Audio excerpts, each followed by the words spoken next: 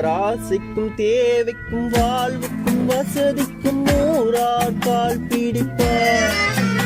ஒரு மானமில்லை அதில் ஈனமில்லை, அவர் எப்போதும் பால் பிடிப்பார். எதிர்காலம் வரும், என் கடமை வரும், இந்த கூட்டத்தின் நாட்டத்தை ஒழிப்பேன்.